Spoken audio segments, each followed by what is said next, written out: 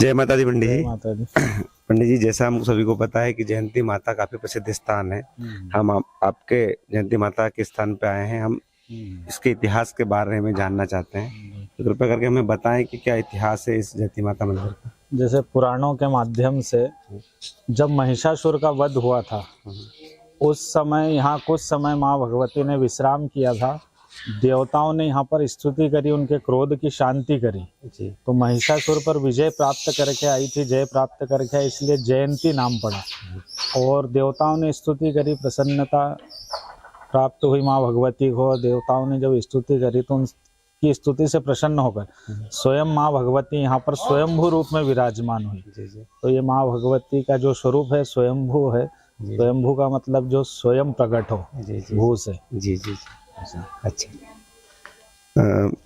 पंडित जी, यहाँ पे जैसे प्रकृति का बहुत सुंदर मनोरम दृश्य है। यहाँ पे जानवर भी हमें देखने को मिल रहे हैं। तो यहाँ पे ऐसा होता है कभी के जैसे शेर यहाँ पे आता है, इस तरह से कहानियां प्रचलित हैं। साक्षात प्रमाण है जी कि प्रतिदिन यहाँ पर शेर जो है वो माँ भगवती के दर्शन करने आता ही है। जी जी। तो विरले जब कोई भाग्यशाली लोग होते हैं तो उनको दर्शन होता भी है, हम लोगों को भी हुआ है कभी कभी।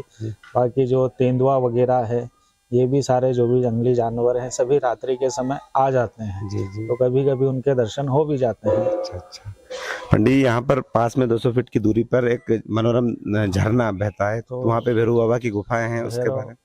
जहाँ पे भी माँ भगवती का स्थान होता है जी जी, तो उनके साथ सेवक के रूप में भैरव जी महाराज विराजमान रहते हैं जी। तो यहाँ पर भैरव जो गुफा के अंदर विराजमान है, वहाँ उनकी तपस स्थली भी है। जी और पास में ही कनेर के वृक्ष से नदी निकली है। जी जी। उसको कनेरी नदी कहा है। और उसी नदी के उससे वो जल गिरता है और झरना बनता है जाके आगे।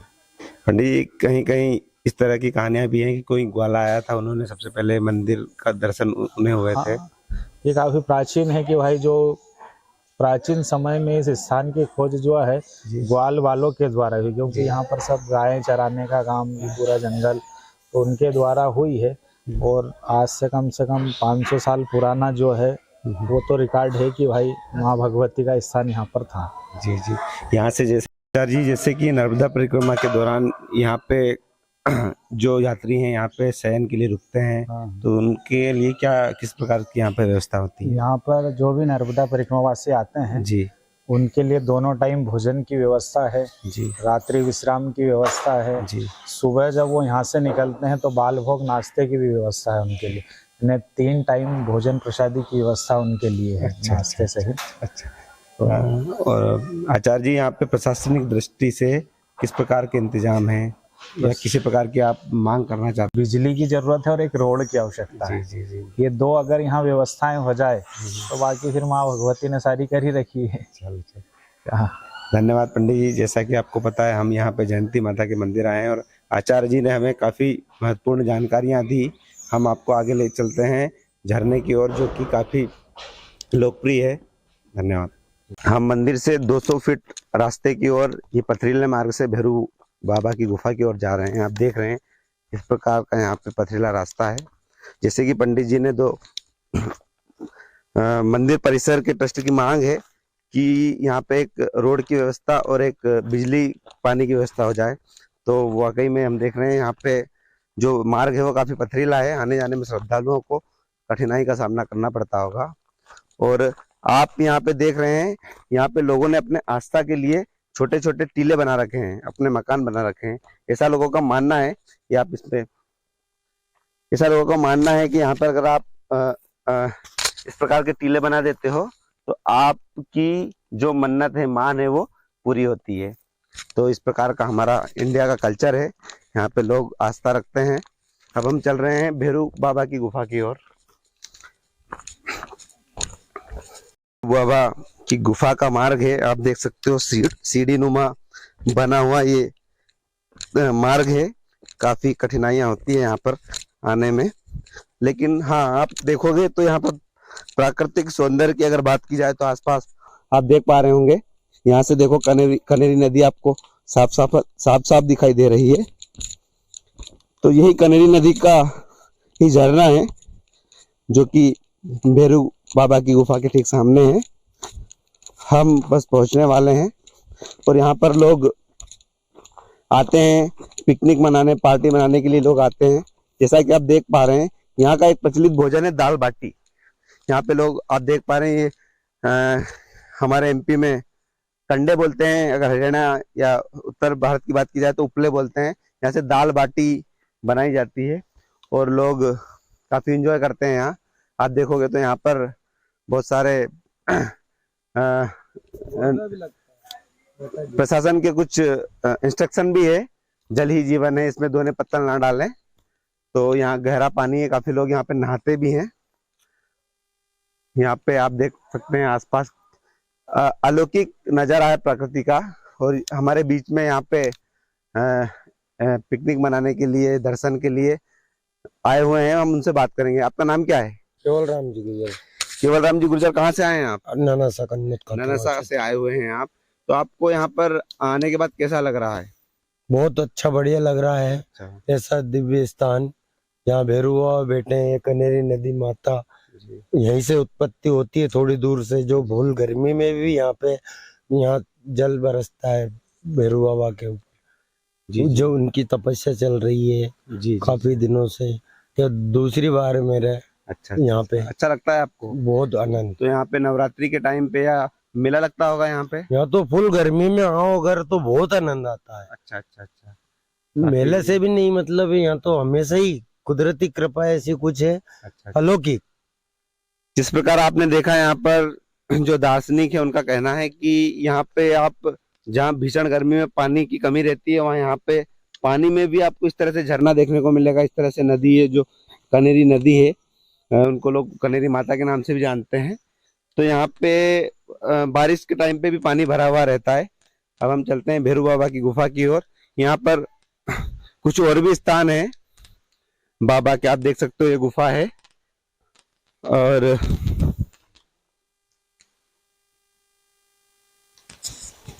कनेरी नदी के पास, और यहाँ पर अब कनेरी नदी को किस प्रकार से पार करते हैं आप देख सकते हो।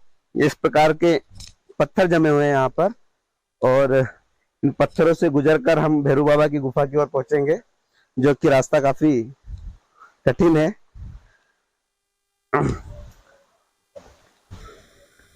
और ये इस प्रकार यहाँ पे पेड़ है जो कि काऊ नामक वृक्ष के पेड़ हैं, जो बारिश या पानी की जगह पर ही ये पेड़ उगते हैं।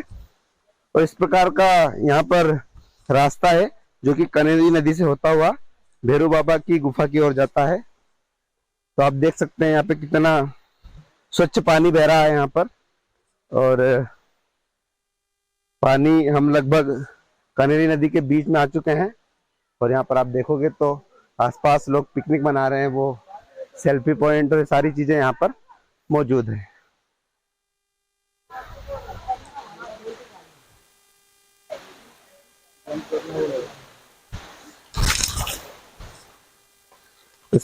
होता हुआ रास्ता भैरव बाबा की ओर जा रहा है। आप देख सकते हैं यहाँ पे जो काई जमी हुई है, ये भी एक अलौकिक सुंदरता का एक नजारा है। यहाँ पे काफी सारे लोग आए हुए हैं, देख सकते हैं आप, पिकनिक के लिए।